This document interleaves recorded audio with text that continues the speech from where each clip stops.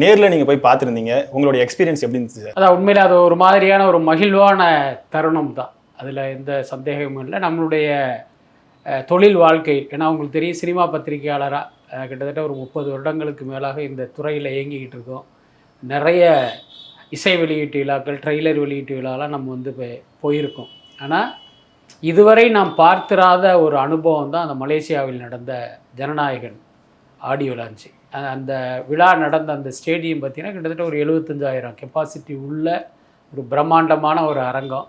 அங்கே பல்வேறு நிகழ்ச்சிகள் நடந்தாலும் இந்த அளவுக்கு பார்த்திங்கன்னா ஒரு ஸ்டேடியமில் ஒரு இடம் கூட காலி இல்லாத அளவுக்கு வந்து மக்கள் திரண்டது வந்து இதுதான் முதல் முறை. அதனால தான் அந்த விழாவிலேயே வந்து ஒரு கின்னஸ் ரெக்கார்டுக்கான ஒரு சான்றிதழ் கூட அங்கே வழங்கப்பட்டது. ஸோ அந்தளவுக்கு பிரம்மாண்டமாக நடந்தது. இதில் முக்கியமான விஷயம் என்ன அப்படின்னா, அந்த கூட்டத்தை பார்த்தவர்களுக்கு என்ன தோணியிருக்கும் அப்படின்னா, இது வந்து ஒரு மலேசியாவில் இருக்கிற தமிழர்கள் மட்டும்தான் இங்கே வந்திருப்பாங்க, அல்லது விஜய் ரசிகர்கள் வந்திருப்பாங்க அப்படிங்கிற மாதிரி ஒரு எண்ணம் தான் இருந்திருக்கும்.